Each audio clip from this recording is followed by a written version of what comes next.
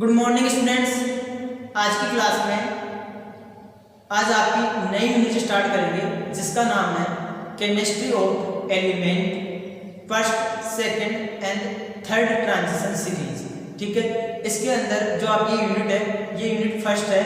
ठीक है, इसके अंदर अपन जो आपके डी ब्लॉक के एलिमेंट्स दे रखे हैं जिसके अंदर जो आपकी श्रेणियां हैं 3D 4D एंड 5D, जिनको प्रथम संक्रमण श्रेणी, द्वितीय संक्रमण श्रेणी और तृतीय संक्रमण श्रेणी के नाम से जानते हैं, उनके बारे में अपन उनके स्टीरियो रसायन की या उनकी जो केमिकल प्रॉपर्टीज है, उनके क्या क्या कैसी कैसी एविडेंस है, उनके बारे में अपन बात करेंगे। ठीक है, तो देखिए आपकी जो आज सबसे पहले अपन बात कर रहे हैं कि जो आपके एलिमेंट जो संक्रमण तत्व है वह होते क्या है। सबसे पहले उनकी परिभाषा की बात करेंगे।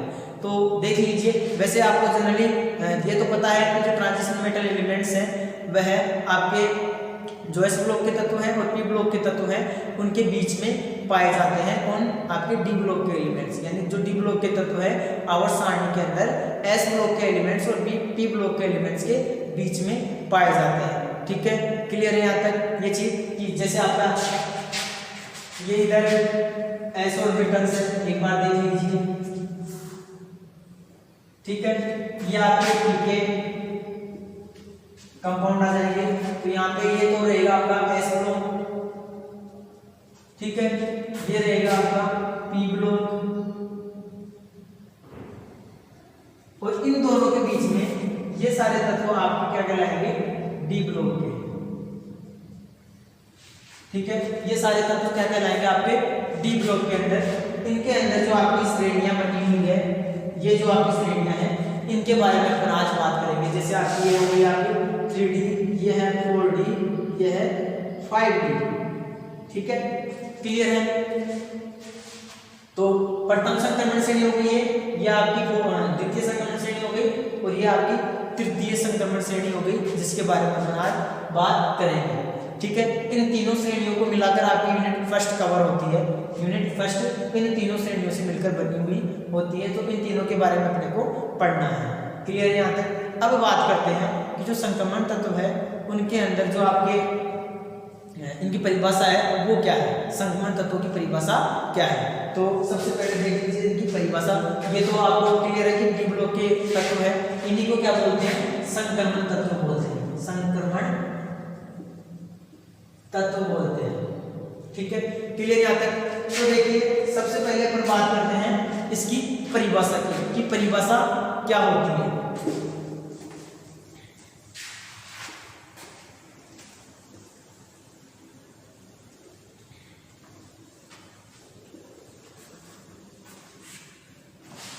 तो देखिए परिभाषा की बात करें तो पहले सबसे पहले परिभाषा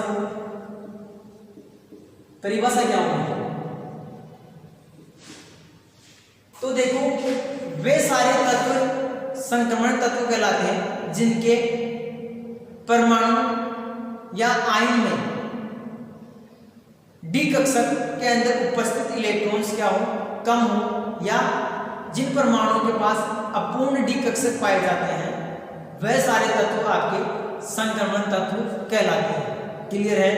वापस से बता रहा हूं वे सारे तत्व संक्रमण तत्व कहलाते हैं जिनके परमाणु तथा आयन के इलेक्ट्रॉनिक विन्यास में डी कक्षक अपूर्ण होता है। ठीक है, ऐसे तत्व जिनके पास डी कक्षक है, डी कक्षक में ऑब्वियसली इलेक्ट्रॉन्स होते हैं, तो उस डी कक्षक के अंदर आपके इलेक्ट्रॉन्स है वह क्या हो? अपूर्ण हो, यानी वह पूरा भरा हुआ नहीं होना चाहिए, यानी खाली होना चाहिए, आपका अपूर्ण होना चाहिए, पूर्ण भरा हुआ नहीं होना चाहिए। तो ऐसे तत्व जिनके बाह्यतम कोश में डी कक्षक अपूर्ण होते हैं वह सारे तत्व आपके संक्रमण तत्व कहलाते हैं। क्लियर है? कौन होंगे? और यदि मान लो जिनके अंदर डी कक्षक पूर्ण हो तो वह आपको क्या होंगे? वह संक्रमण तत्व नहीं होंगे। तो उन सभी तत्वों को या उन सभी परमाणुओं को अपन उन सभी तत्वों को संक्रमण तत्व कहते हैं जिनके इलेक्ट्रॉनिक विन्यास में अपूर्ण डी कक्षक उपस्थित होता है, संक्रमण तत्व कहलाते हैं। परिभाषा क्लियर है? ठीक है, अब बात करते हैं कि संक्रमण तत्व कौन कौन से होते हैं। तो देखिए अपने जो सिलेबस में है जो आपकी 3 श्रेणियां दे रखी है, 3 श्रेणियां कौन कौन सी 3D, 4D एंड 5D। कौन कौन सी? 3D, 4D और 5D, जिसको बोलते हैं प्रथम संक्रमण श्रेणी, द्वितीय संक्रमण श्रेणी और तृतीय संक्रमण श्रेणी। ये आपकी प्रथम संक्रमण श्रेणी है, ये द्वितीय संक्रमण श्रेणी है और ये तृतीय संक्रमण श्रेणी है। क्लियर है? क्लियर ये चीज, इनके बारे में अपन बात करेंगे। तो सबसे पहले अपन बात कर लेते हैं प्रथम संक्रमण श्रेणी में आपके कौन कौन से एलिमेंट आते हैं। ठीक है, तो सबसे पहले देख लीजिए आपका स्कैंडियम। देखिए जो प्रथम संक्रमण श्रेणी है वो आपकी स्कैंडियम से लेके जिंक तक होती है। कहाँ तक होती है? जिंक तक। तो टोटल नंबर मैं लिख देता हूं।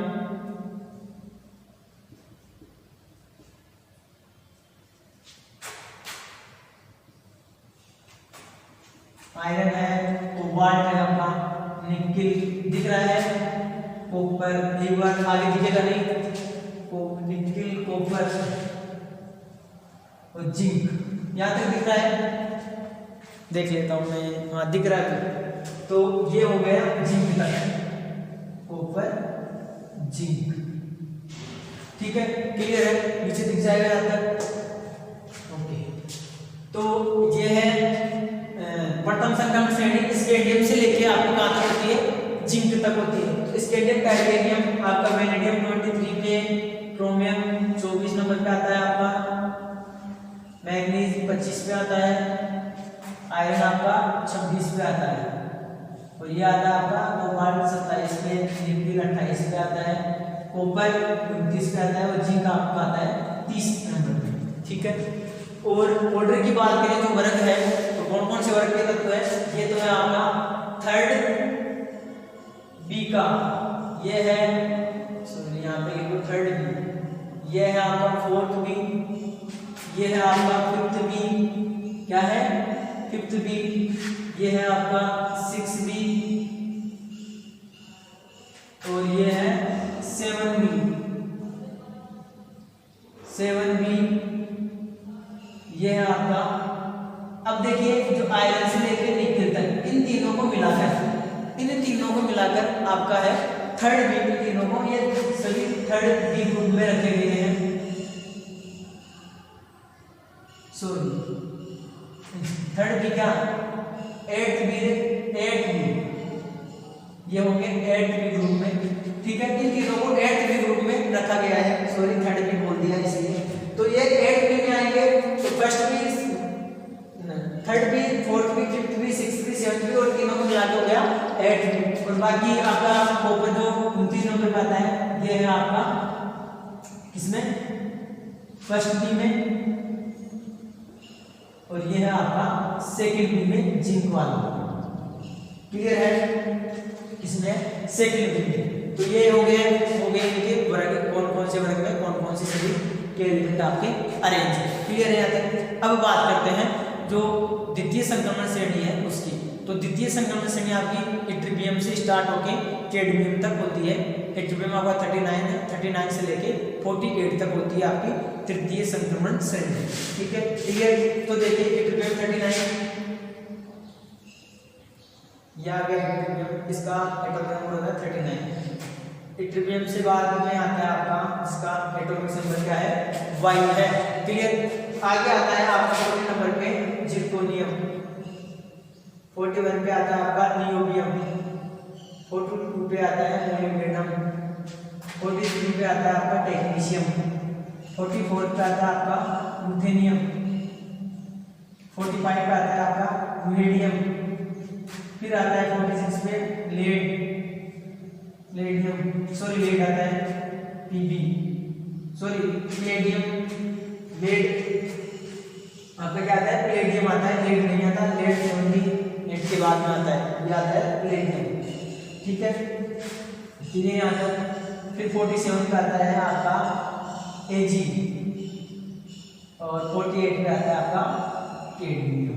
क्लियर है? यहाँ पर देख लीजिए, ये हो गई आपकी इट्रिबियम से लेके कैडमियम तक सेकंड ट्रांजिशन सीरीज, जो जिसको 4D बोलते हैं, ये कंप्लीट है। तो 46 पे क्या रहेगा आपका? प्लेडियम रहेगा। क्लियर है? क्लियर? लेड तो आपका पी ब्लॉक में आता है, ठीक है, किस में आएगा, पी ब्लॉक में आएगा। ये पैलेडियम है 46 में। आपका जो 5D है, 5D के अंदर जो जिसको तृतीय संक्रमण श्रेणी बोलते हैं, ये श्रेणी आपकी लैंथेनम से स्टार्ट होकर Xg मरकरी तक होती है। तो उसके अंदर भी आपके इधर के एलिमेंट सारे देख लीजिए, 10-10 एलिमेंट आ रहे हैं ए के अंदर, ठीक है। तो कहाँ से स्टार्ट है, लैंथेनम से स्टार्ट है। लैंथेनम का एटॉमिक नंबर होता है 71 से स्टार्ट होकर कहाँ तक होती है, 80 तक होती है। और 80 नंबर पे आता है आपका Xg मरकरी आता है, जिसे पारा भी कहते हैं, Xg तक होता है। तो 71 पे क्या आएगा आपका लैंथेनम, और लैंथेनम से आगे हैफनियम आएगा। हैफनियम कितने नंबर पे रहेगा, 72 पे। इसके बाद में आपका रहेगा टेंटेलम, लैंथेनम से बाद में टेंटेलम ये, इसका एटॉमिक नंबर होता है 73 के बाद में होता है आपका टंगस्टन का एटॉमिक नंबर होता है 74, क्लियर है। फिर आता है 75 पे आपका 75 पे आ जाएगा आपका रहीनियम Re, और 76 पे आपका आ जाएगा ओस्मियम, क्या आ जाएगा, ओस्मियम। 76 पे आ जाएगा आपका ओस्मियम, क्लियर है। यहाँ तक 77 पे आएगा आपका इरिडियम IR, 78 पे रहेगा आपका क्या रहेगा, प्लेटिनम। 79 पे रहेगा आपका Au गोल्ड, और 80 पे रहेगा आपका Hg मरकरी, क्लियर है। तो ये थी आपकी तीनों संक्रमण श्रेणियां, तीनों ट्रांजिशन सीरीज। कौन कौन सी, प्रथम संक्रमण श्रेणी में यहाँ पे लिख देता हूँ, फर्स्ट सीरीज क्या है, फर्स्ट सीरीज संक्रमण श्रेणी आप समझ जाना। Second series, second transition series कर देता हूँ TS, दिख रहा है यहाँ पे, दिख रहा है। फर्स्ट ऐसे लिख देते हैं शॉर्ट में, फर्स्ट ट्रांजिशन सीरीज, ठीक है। सेकंड ट्रांजिशन सीरीज, ठीक है। और ये हो गया आपकी थर्ड ट्रांजिशन सीरीज, क्लियर है।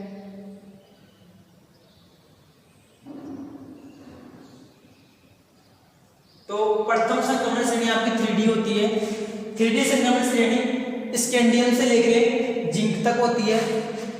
द्वितीय संक्रमण श्रेणी जो 4D होती है वह इट्रियम से लेकर कैडमियम तक होती है। और थर्ड जो तृतीय संक्रमण श्रेणी है वह आपकी 5D होती है, जो लैंथेनम 71 से लेकर Hg 80 तक होती है। तो ये है आपकी संक्रमण श्रेणियां, क्लियर है यहाँ तक। तो ये डी ब्लॉक के एलिमेंट्स हुए, इन तीनों श्रेणियों के बारे में अपन को पढ़ना है, ठीक है, क्लियर। यहाँ तक उतार लो इसको या इसका स्क्रीनशॉट ले लो।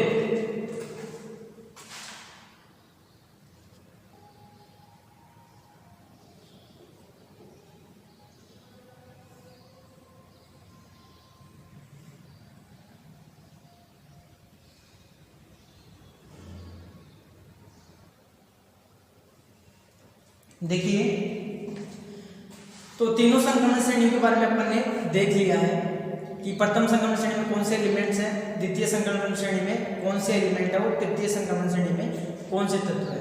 अब बात करते हैं क्वेश्चंस की। तो क्वेश्चंस आपके जो एग्जाम में पूछा हुआ है, लास्ट ईयर एग्जाम में आया हुआ है, ये क्वेश्चंस है कि संक्रमण तत्व परिवर्तनशील ऑक्सीजन अवस्था प्रदर्शित करते हैं, क्यों? संक्रमण तत्व परिवर्तनशील ऑक्सीजन अवस्था प्रदर्शित करते हैं, क्यों?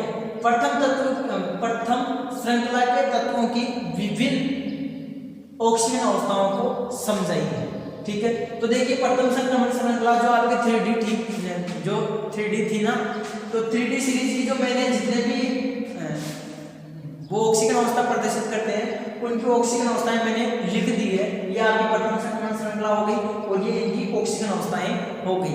अब इनके बारे में तो अपन बात करेंगे थोड़ी देर बाद। सबसे पहले बात करेंगे क्योंकि इसमें दो क्वेश्चन पूछे हुए हैं।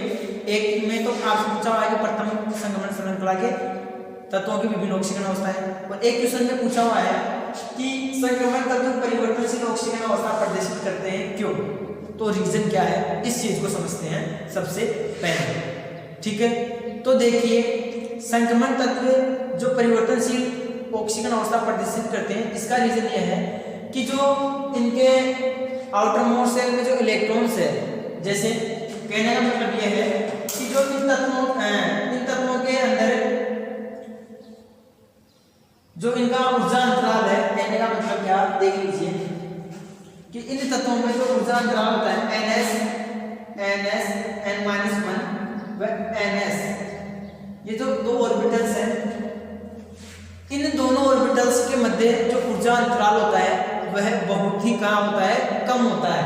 यानी d ऑर्बिटल्स के या संक्रमण तत्वों के अंदर जो आपके संक्रमण तत्व है, उन तत्वों में जो n-1 व ns कक्षकों के मध्य जो एनर्जी लेवल्स होता है, एनर्जी गैप है, वह क्या होता है, बहुत कम होता है। इस कारण क्या होता है कि जो इनके आउटरमोस्ट सेल में उपस्थित इलेक्ट्रॉन्स है वो इजीली बाहर निकल जाते हैं। इस कारण ये क्या होते हैं, यह परिवर्तनशील ऑक्सीजन अवस्था प्रदर्शित करते हैं। क्लियर है?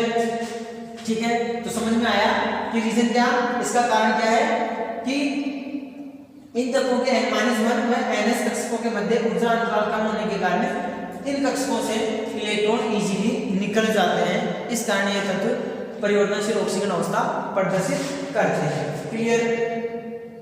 अब देखो आगे, अब बात करते हैं कि ये तत्व जो आपके हैं, यह जो प्रथम संक्रमण श्रृंखला के जो तत्व है, या दूसरा क्वेश्चन कि प्रथम श्रृंखला के तत्वों की विभिन्न ऑक्सीजन अवस्थाओं को बताइए। तो देखिए प्रथम संक्रमण श्रृंखला के अंदर जो आपके तत्व है कौन कौन से आते हैं प्रथम श्रेणी के अंदर, 3D के अंदर scandium, titanium, vanadium, chromium, manganese, iron, cobalt, nickel, copper, zinc तक आपकी प्रथम संक्रमण श्रेणी है, जिसमें टोटल 10 एलिमेंट आते हैं, 10 तत्व आते हैं आपके। ठीक है, तो देखो मैंने सभी तत्वों की ऑक्सीजन अवस्थाएं मेंशन कर दी है। देखो स्कैंडियम +2 +3 में ऑक्सीजन अवस्था प्रदर्शित करता है। तो देखिए मैंने यहाँ पे कहीं कहीं पर ऑक्सीजन अवस्थाओं को ब्रैकेट में रिप्रेजेंट किया है, ब्रैकेट में लिखा है। तो इस ब्रैकेट का मतलब क्या है, पहले तो ये समझ लो। जो ब्रैकेट के अंदर जो ऑक्सीजन अवस्थाएं दे रखी है, वह सारी ऑक्सीजन अवस्थाएं इनकी असामान्य ऑक्सीजन अवस्था है। असामान्य ऑक्सीजन अवस्था से मतलब है कि यह स्टेबल नहीं होती है। जबकि जो ब्रैकेट के बाहर में मैंने जो ऑक्सीजन अवस्थाएं रिप्रेजेंट की है, वह ऑक्सीजन अवस्थाएं सारी स्टेबल होती है। और अब नॉर्मल अवस्था में या नॉर्मल अवस्था में एक एलिमेंट या एक तत्व द्वारा कितनी ऑक्सीजन अवस्थाएं प्रदर्शित की जाती है, वो मैंने बताया है। आपका मैग्नीज है जो मैक्सिमम ऑक्सीजन अवस्था प्रदर्शित करता है, जो है +7। बाकी के तत्वों की ऑक्सीजन अवस्थाएं मैंने लिख दी है, आप देख सकते हो। तो देखिए आप इन ऑक्सीजन अवस्थाओं को एक बार ध्यान से देखो, फिर मैं बताता हूँ कि इनके अंदर क्या क्या चेंज हो रहे हैं, क्या क्या नहीं हो रहा है। देखिए आप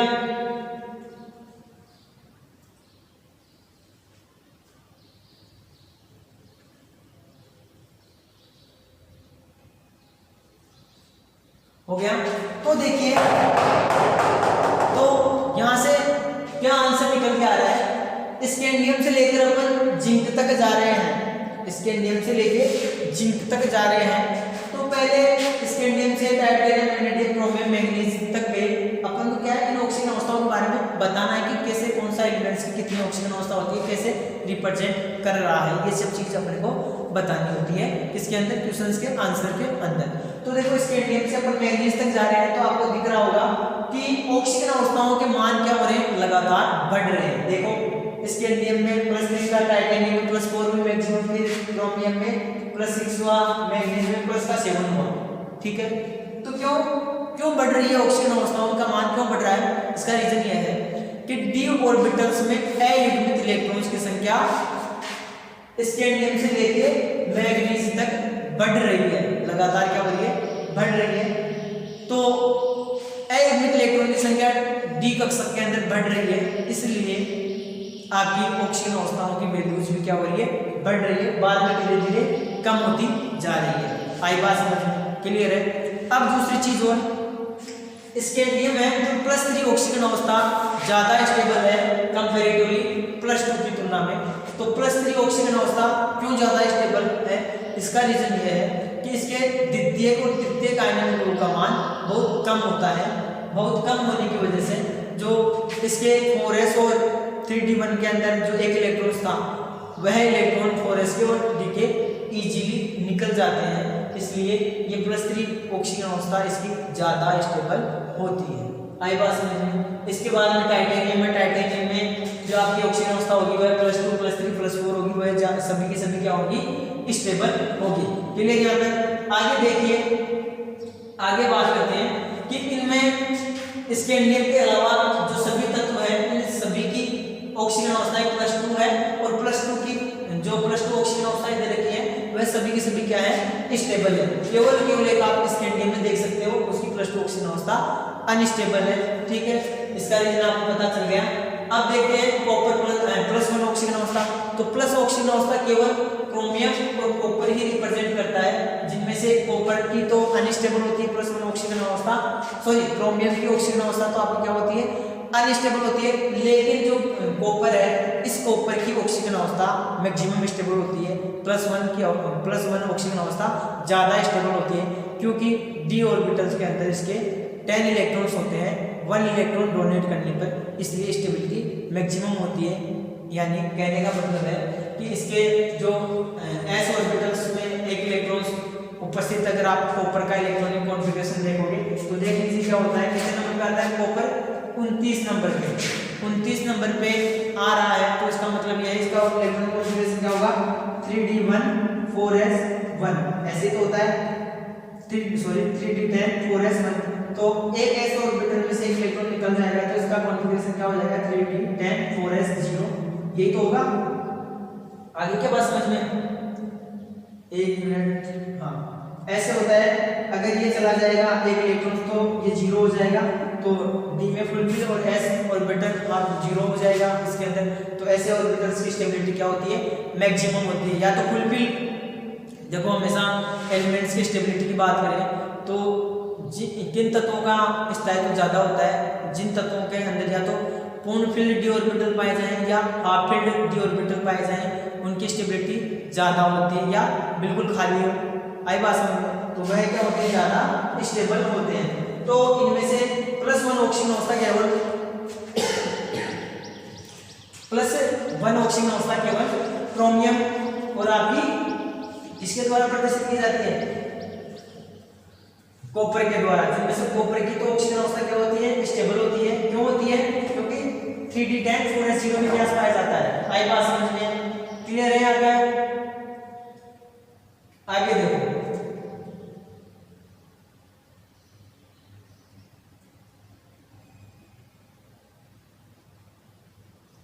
आगे देखो जो आपका और चीज की बात करें तो देखो, जो मैग्नीज आयरन कोबाल्ट निकेल है, इनमें देखो आयरन कोबाल्ट निकेल इन तीनों की +4 ऑक्सीजन अवस्था क्या होती है, अनस्टेबल होती है। जबकि मैग्नीज की +7 ऑक्सीजन अवस्था ज्यादा स्टेबल है, +6 +5 क्या है, कम स्टेबल है। अब +7 ऑक्सीजन अवस्था ज्यादा स्टेबल क्यों है, वो भी देख लीजिए। इसके अलावा +2 +3 +4 भी ज्यादा स्टेबल है। +7 की बात करते हैं तो आप इलेक्ट्रॉनिक कॉन्फ़िगरेशन लिखोगे किसका, Mn का, मैग्नीज का इलेक्ट्रॉनिक विन्यास लिखोगे तो इलेक्ट्रॉनिक विन्यास क्या होगा, देखना कितने नंबर पे आता है मैग्नीज, 25 पे। तो आपका क्या होगा, ऑर्बिटल फिलिंग, जैसे आप पढ़ के आए हो इलेक्ट्रॉनिक कॉन्फ़िगरेशन तो आपको आता होगा। क्या करेंगे अपन, 1s2 2s2 2p 6 3s2 3p6 4s2 और 3d में कितने इलेक्ट्रॉन आएंगे, देखना काउंट करना कितने हो गए, 20 और 5 25, ये ऑर्बिटल्स है। तो देखो ये इलेक्ट्रॉनिक कॉन्फ़िगरेशन है किसका, मैग्नीज का, जिसको अपन कैसे रिप्रेजेंट करते हैं, कैसे लिखते हैं, इसको लिखते हैं अपन Mn Ar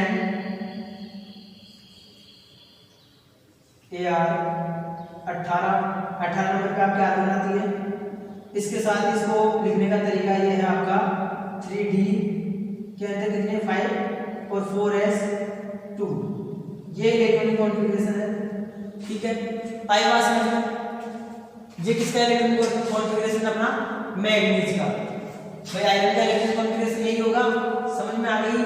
अब देखो 25 नंबर पे आ रहा है, अब +7 ऑक्सीजन अवस्था है ये रिप्रेजेंट कर रहा है, तो +7 ऑक्सीजन अवस्था रिप्रेजेंट करेगा, तो इसका मतलब 2 इलेक्ट्रॉन तो आपके s ऑर्बिटल से गए और 5 इलेक्ट्रॉन किससे चले गए, d ऑर्बिटल से चले गए, तो सारे चले गए, तो आपका ये क्या हो गया, d 0 हो गया, 3d 0 और 4s भी क्या हो गया, 4s भी क्या हो गया, 0 हो गया, तो 4s भी 0 रहेगा, तो 0 है, कोई इलेक्ट्रॉन से नहीं बचा, ऑर्बिटल्स वैकेंट्स है, तो वैकेंट्स ऑर्बिटल वाले क्या होंगे, जो ऑक्सीजन अवस्था होगी वह मैक्सिमम स्टेबल होगी, ठीक है, इसलिए +7 ऑक्सीजन होता है, इसकी क्या होती है, स्थायी होती है। क्लियर है, ठीक है, आगे बात करते हैं। आगे देखो, आगे आपका जो कॉपर है, अब कॉपर +2 की बात करें, जिसमें अगर यदि आपका कॉपर प्लस और कॉपर +2 हो, तो कॉपर प्लस की तुलना में कॉपर +2 का स्थायित्व अधिक होता है, ठीक है, क्योंकि कॉपर प्लस के इलेक्ट्रॉनिक विन्यास में आपका देखो एक चीज और बताता हूं, जैसे कॉपर है, आपको एक तो दे रखा है कॉपर प्लस, एक दे रखा है कॉपर +2, इनमें से ज्यादा स्टेबल कौन सा हो, दिख रहा है यहाँ पे, देख देते हैं, देखना ये है कॉपर प्लस और एक है कॉपर +2, कॉपर +2 ज्यादा स्थायी होगा या कॉपर प्लस ज्यादा स्थायी होगा, इसका अपन पता कैसे लगाएंगे, तो देखिए जो आपका कॉपर प्लस है उसका इलेक्ट्रॉनिक विन्यास देखेंगे अपन, तो क्या होगा, 3d10 4s0 आई पास में, और यदि कॉपर +2 का इलेक्ट्रॉनिक विन्यास देखेंगे तो क्या होगा, 3d9 4s0 3d9 4s0, क्यों, क्योंकि एक इलेक्ट्रॉन निकल गया इसीलिए तो +2 आया, और +2 आया तो d में से निकला होगा एक इलेक्ट्रॉन, तो इसीलिए 3d9 होगा, ये 3d9 ही तो होगा, पहले तो क्या था 29 नंबर पे आता है, तो यहाँ पे क्या था, एक इलेक्ट्रॉन था वो निकल गया तो 0 हो गया और +4 आ गया, अब 2 इलेक्ट्रॉन निकल गए तो एक इलेक्ट्रॉन, इसमें तो 0 था पहले से, तो एक इलेक्ट्रॉन कहां से निकलेगा, एक इलेक्ट्रॉन आपका इसी में से निकलेगा d में से, और क्या बन जाएगा 3d9। क्लियर है यहाँ तक क्लियर है, तो अब देखो, तो अपेक्षा तो ये की जाती है, अपन क्या कह सकते हैं कि कॉपर प्लस का जो स्थायित्व है कॉपर +2 की तुलना में ज्यादा होना चाहिए, आई बात में, और जबकि +1 +2 दोनों ऑक्सीजन अवस्था भी क्या करता है, ये प्रदर्शित करता है, तो ऑक्सीजन अवस्था के रेस्पेक्ट में तो आपकी दोनों ऑक्सीजन अवस्थाएं स्टेबल है। क्लियर है मेरी बात। लेकिन देखिए अगर स्टेबिलिटी की बात की जाए, स्टेबिलिटी की अपन बात करें कि इनमें से कॉपर प्लस ज्यादा स्थायी है, कॉपर +2 ज्यादा स्थायी है, ऑक्सीजन अवस्था में तो दोनों शो करता है, +1 भी करता है +2 भी शो करता है, लेकिन जो स्टेबिलिटी की बात करें अपन कि कॉपर प्लस ज्यादा स्थायी होगा या कॉपर +2 ज्यादा स्थायी होगा, तो आप हमेशा ध्यान रखना कि कॉपर प्लस की तुलना में कॉपर +2 ज्यादा स्थायी होता है।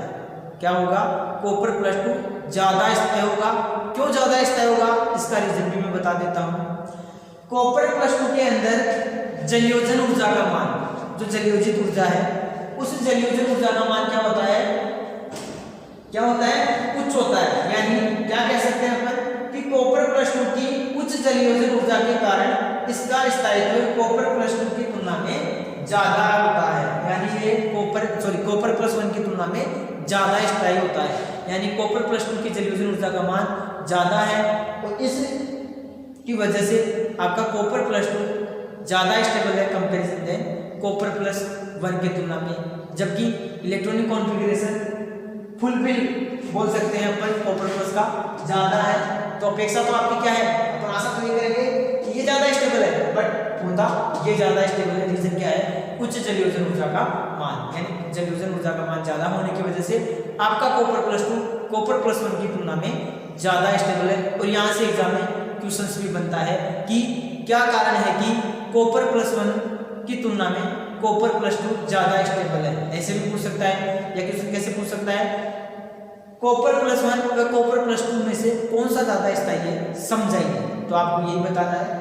रीजन तो समझ में आ गया कि क्या है कॉपर +2 ज्यादा स्टेबल क्यों है? क्योंकि इसकी उच्च जलयोजन ऊर्जा का मान, यानी जलयोजन ऊर्जा का मान क्या होता है? ज्यादा होता है। ठीक है, क्लियर है? उतार लो, स्क्रीनशॉट ले लो, आगे बात करते हैं फिर।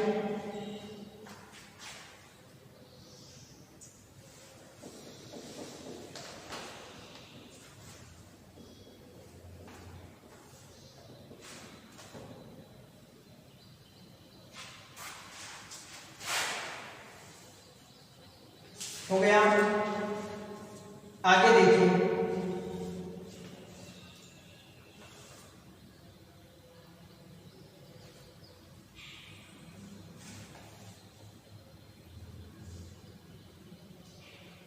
एक चीज और याद रखना, जैसे जैसे ऑक्सीजन अवस्था बढ़ती जाती है, जैसे जैसे ऑक्सीजन अवस्था बढ़ती जाती है, यौगिक के अंदर है जो क्या होंगे, सहसंयोजक गुण क्या होंगे, बढ़ते जाएंगे। सहसंयोजक गुण बढ़ते जाएंगे तो यौगिकों के अंदर उनके ऑक्साइड्स है, उन ऑक्साइड्स के अंदर अम्लीय गुण भी बढ़ते जाएंगे। कहने का मतलब क्या है, जैसे जैसे ऑक्सीजन अवस्थाएं बढ़ती जाएगी, जैसे बढ़ रही है एमएन में +4 + 5 + 6 हो रही है, इसके अलावा आयरन में +4 + 5 + 6 है, ठीक है। तो क्या कह सकते हैं, जैसे जैसे ऑक्सीजन अवस्था का मान बढ़ेगा वैसे वैसे यौगिक के अंदर सहसंयोजक गुण क्या होंगे, बढ़ते जाएंगे। क्लियर। और जैसे जैसे सहसंयोजक गुण बढ़ेंगे तो उनके ऑक्साइडों के अम्लीय गुण भी बढ़ते जाएंगे। तो जैसे मैं एक एग्जांपल दूं, मैग्नीज के 3 ऑक्साइड बता रहा हूं आपको, मैग्नीज के 3 ऑक्साइड बता रहा हूं। जैसे मान लो एक तो है आपका MnO, एक है आपका MnO2 और एक है आपका MnO3। क्लियर। इनके अंदर जो मैग्नीज की ऑक्सीजन अवस्था है वह क्या है, ऑक्सीजन अवस्था आपको अच्छे से निकालना आती है, क्योंकि अपन ने कोऑर्डिनेशन केमिस्ट्री पढ़ ली, अपन ने कोऑर्डिनेशन केमिस्ट्री पढ़ ली। कोऑर्डिनेशन केमिस्ट्री के अंदर मैंने आपको जो सेंट्रल मेटल एटम्स थी वहां पे उसकी ऑक्सीजन अवस्था निकालना बताया था। अगर नहीं पता तो पीछे की क्लास देख ले, वहां पे जो आपको कोऑर्डिनेशन केमिस्ट्री के लेक्चर पढ़ा रखे हैं वहां पे ऑक्सीजन अवस्था निकालना बताया हुआ है अच्छे से। फिर भी देख लीजिए कैसे निकालोगे। इसको x मान लो प्लस ऑक्सीजन में क्या चार्ज होता है -2, एटम कितने 1 है = 0, x - 2 = 0, x = +2। तो यहाँ पे ऑक्सीजन अवस्था क्या है, प्लस के। यहाँ पे इसकी ऑक्सीजन अवस्था क्या होगी, +4, इसकी ऑक्सीजन अवस्था क्या होगी, +6। क्लियर है, निकाल लोगे। और अच्छे से देखना है तो पीछे वीडियो में देख लेना पिछली क्लास में। तो यहाँ पे ये +2, तो यहाँ पे Mn की ऑक्सीजन अवस्था क्या है, +2 +4 और +6 है। क्लियर है। तो देखिए, तो MnO की +2 ऑक्सीजन अवस्था है तो यह एक आयनिक यौगिक होगा। क्या होगा यह, अगर +2 ऑक्सीजन अवस्था है तो यह एक आयनिक यौगिक होगा। +4 में क्या होगा, यह आयनिक यौगिक भी होगा। इसमें आधे गुण तो आयनिक यौगिक के होंगे और आधे गुण क्या होंगे, सहसंयोजक यौगिक के होंगे। और ये बात करें +6 ऑक्सीजन अवस्था वाली यौगिक की, तो ये पूरा आपका क्या होगा, सहसंयोजक क्या होगा, आपका सहसंयोजक यौगिक होगा। यानी सॉरी, कहने का मतलब ये है इसमें सहसंयोजक गुण होंगे। तो क्लियर है। तो जैसे जैसे ऑक्सीजन अवस्था बढ़ेगी यौगिक के अंदर सहसंयोजक गुण बढ़ेंगे और उनके ऑक्साइडों के अम्लीय गुण भी क्या हो जाएंगे, बढ़ जाएंगे। तो अपन क्या कह सकते हैं, कि जो +6 वाला है वह ज्यादा क्या होगा, एसिडिक नेचर का होगा। ज्यादा क्या होगा, एसिडिक नेचर का होगा, अम्लीय होगा। आई बात क्लियर है। क्यों, क्योंकि +6 ऑक्सीजन अवस्था है, इसके पास इलेक्ट्रॉन्स की डेफिशिएंसी। अगर आप लुईस कॉन्सेप्टिव लगाना चाहो तो पॉजिटिव चार्ज स्पीशीज क्या होती है आपकी, लुईस एसिड होती है। क्यों, इलेक्ट्रॉन्स की कमी है, इलेक्ट्रॉन लेना चाहेगा। तो +6 ऑक्सीजन अवस्था बढ़ रही है तो ऑक्साइड के अम्लीय गुण भी क्या होंगे, बढ़ेंगे। क्लियर, उतार लो।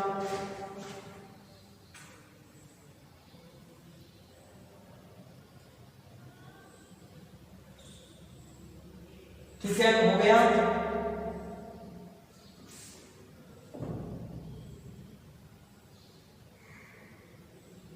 तो यहां से आपका क्या निकल के आया, निम्न ऑक्सीजन अवस्था में आपकी यौगिक आयनिक कंपाउंड की तरह बिहेव करते हैं।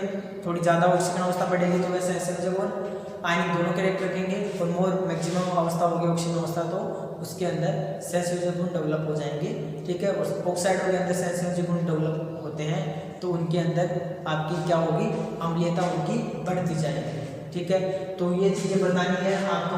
आपके अंदर जब भी क्वेश्चन पूछा जाता है तो आपको ये बात से पता चल गया कि क्यों परिवर्तनशील ऑक्सीजन अवस्था प्रदर्शित करते हैं। ठीक है, इसके बाद में जो प्रथम संक्रमण तत्व है उनकी जो सारी ऑक्सीजन अवस्थाएं हैं मैंने यहाँ पे मेंशन कर दी है। ठीक है, आपको सबको ये भी बता दिया है कि जो कोष्टक में ऑक्सीजन अवस्थाएं हैं वह सारी की सारी क्या है आपकी असामान्य ऑक्सीकरण अवस्थाएं हैं जो अनस्टेबल होती है, यानी ये अस्थायी ऑक्सीकरण अवस्था है।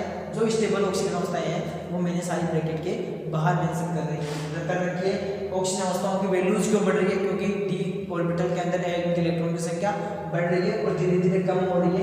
तो वैसे ही जैसे इलेक्ट्रॉन की संख्या कम होती जाएगी तो यहाँ पे आपकी क्या है वैल्यूज भी क्या होती जा रही है, कम होती जा रही है। ऑक्सीजन का मान या ऑक्सीजन आवेश का मान भी क्या होता जा रहा है, क्या होता जा रहा है, कम होता जा रहा है। ठीक है, क्लियर है, समझ में आ गया? तो ये था आपका प्रथम संक्रमण श्रृंखला के तत्वों का ऑक्सीकरण या ऑक्सीकरण अवस्था है। ठीक है, आगे पर और देखेंगे।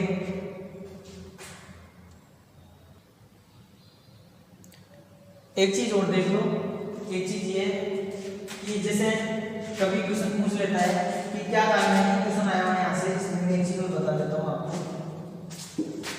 जैसे Mn+2 है, Mn+2 और Fe+3 है, ये दोनों ऑक्सीजन अवस्थाएं ज्यादा स्टेबल होती है। क्यों होती है? इसका रीजन ये है कि यदि Mn के अंदर जैसे अपन इलेक्ट्रॉनिक विन्यास लिखें इसका, तो इसका इलेक्ट्रॉनिक विन्यास होगा 3d 5 4s2 और इसका इलेक्ट्रॉनिक विन्यास होगा आपका 3d6 4s2। ठीक है, ये कितने नंबर पे आता है आपका? 25 पे या 26 पे। तो ये इलेक्ट्रॉनिक कॉन्फ़िगरेशन हो गया। तो ये दोनों क्या होंगे, जैसे इलेक्ट्रॉन्स निकलेंगे भाई ऑक्सीजन अवस्था को जब भी तो प्रदर्शित होगी, जब इलेक्ट्रॉन्स बाहर जाएंगे तो दो इलेक्ट्रॉन को इजीली त्याग देता है। तो दो आयनिक लोह का मान तो क्या होगा, आयनिक लोह क्या है, किसी परमाणु या आयन से किसी परमाणु से इलेक्ट्रॉन निकालने के लिए दी गई ऊर्जा ही तो आपकी क्या कहलाती है, आयनिक लोह कहलाता है। आयनिक लोह वही तो होता है किसी किसी परमाणु के बाह्यतम कोश से एक इलेक्ट्रॉन उठाने के लिए दी गई ऊर्जा आपका आयनिक लोह या आईपी कहलाती है। ठीक है, तो प्रथम आयनिक लोह में एक इलेक्ट्रॉन निकलेगा, द्वितीय आयनिक लोह में दूसरा इलेक्ट्रॉन निकलेगा। लेकिन जब यदि आप तीसरा इलेक्ट्रॉन निकालोगे तो इसके लिए इसके Mn के लिए तीसरा इलेक्ट्रॉन निकालोगे तो तृतीय आयनिक लोह का मान बहुत ज्यादा हो जाएगा। क्यों? क्योंकि दो इलेक्ट्रॉन निकल जाएंगे तो ये इलेक्ट्रॉनिक विन्यास का ले लेगा। अगर मान लो आपकी यहाँ वाले दो इलेक्ट्रॉन निकल रहे हैं तो एक यहाँ क्या हो जाएगा 3d 5 4s0। तो d5 के अंदर d के अंदर 5 इलेक्ट्रॉन्स आ रहे हैं। d के अंदर कितने आ रहे हैं? 5 इलेक्ट्रॉन्स आ रहे हैं। तो आपका स्टेबल इलेक्ट्रॉनिक विन्यास है, क्या है, स्टेबल इलेक्ट्रॉनिक विन्यास है। अब स्टेबल इलेक्ट्रॉनिक विन्यास, तो स्टेबल वाले में से अपन यदि एक इलेक्ट्रॉन निकालेंगे तो अपने को क्या करना पड़ेगा, अपने को एनर्जी बहुत ज़्यादा देनी पड़ेगी, एनर्जी की रिक्वायरमेंट बहुत ज़्यादा होगी। ऐसा ही समझिए, इस कारण Mn+2 ऑक्सीजन अवस्था मैक्सिमम स्टेबल है, बहुत ज़्यादा स्थायी होती है। और ऐसे ही पूछे कि क्या कारण है कि Mn+3 ऑक्सीजन अवस्था Mn+3 ऑक्सीजन अवस्था क्यों स्थायी कम होती है? तो रीजन आपको पता चल गया होगा, क्योंकि +3 ऑक्सीजन अवस्था में इसका जो अर्धपूर्ण पूरित विन्यास है वह क्या होगा, खत्म हो जाएगा। और डी के अंदर कितने इलेक्ट्रॉन्स रह जाएंगे? केवल 4 ही इलेक्ट्रॉन्स रह जाएंगे। आई बात समझ में? ऐसे दूसरी चीज और देख लो, दूसरी चीज और देख लो, जैसे आयरन है, इस आयरन में से ऐसे में से 2 इलेक्ट्रॉन निकले तो 4s0 हो गया। अब d6 से d के अंदर एक इलेक्ट्रॉन और बच रहा है, कहाँ बच रहा है? हाफ फील्ड इलेक्ट्रॉनिक विन्यास होने के बाद में इसके पास एक इलेक्ट्रॉन एक्स्ट्रा बच रहा है। तो हाफ फील्ड करने के लिए इसके डी के पास जो 6 इलेक्ट्रॉन्स हैं उनमें से एक इलेक्ट्रॉन अगर ये त्याग दे तो हाफ फील्ड इलेक्ट्रॉनिक विन्यास हो जाएगा, इसका अर्धपूर्ण पूरित विन्यास क्या कर लेगा, ग्रहण कर लेगा। तो देख लीजिए क्या होगा, 3d6 लिख देता हूँ अच्छे से। यदि 2 इलेक्ट्रॉन्स त्याग दे और एक इलेक्ट्रॉन और त्याग दे कहाँ से, डी से, तो क्या हो जाएगा 3d5 और 4s0। 2 इलेक्ट्रॉन यहाँ से गए, एक इलेक्ट्रॉन यहाँ से गए, तो में कितने बचेंगे? 5 तो बचेंगे। 3 इलेक्ट्रॉन तो इसने त्याग ही दिए, 3 इलेक्ट्रॉन तो भाई डोनेट अलग निकल गए और 3 इलेक्ट्रॉन निकल गए, तभी तो ये +3 ऑक्सीजन अवस्था प्रदर्शित कर रहा है। क्लियर है? तो क्लियर है ना ये चीजें? तो क्या कारण है, समझ में आने वाला रीजन कि डी ऑर्बिटल्स के अंदर अर्धपूर्ण पूरित विन्यास आ जाता है। कब? जब ये आयरन तो 2 इलेक्ट्रॉन त्यागे और मैग्नीज तो आपका 2 इलेक्ट्रॉन्स का डोनेशन करता हो और आपका आयरन 3 इलेक्ट्रॉन्स का डोनेशन करता है, तो इनका जो इलेक्ट्रॉनिक विन्यास है वो डी ऑर्बिटल में 5 इलेक्ट्रॉन आ जाते हैं, और 5 इलेक्ट्रॉन आ जाने के कारण इनका जो इलेक्ट्रॉनिक विन्यास है वो अर्धपूर्ण पूरित हो जाता है, और अर्धपूर्ण पूरित विन्यास वाले जो तत्व है उनकी स्टेबिलिटी ज़्यादा होती है। इस कारण जो एलाइन की जो +2 ऑक्सीजन अवस्था है वो मैक्सिमम स्टेबल है, और +6 की आयरन के +3 ऑक्सीजन अवस्था मैक्सिमम स्टेबल है। आई बात समझ में क्लियर है? तो ये थी आपकी प्रथम संक्रमण श्रेणी के तत्वों की जो ऑक्सीजन अवस्थाएं थी, विभिन्न ऑक्सीजन अवस्थाएं मैंने बता दी है। ठीक है, अगर स्क्रीनशॉट नहीं लिया है तो आप ले लो। बाकी जो परिवर्तनशील ऑक्सीजन अवस्था प्रदर्शित करते हैं वो क्यों करते हैं, इसका रीजन भी मैंने आपको बता दिया है। ठीक है, क्लियर है? ले लो स्क्रीनशॉट।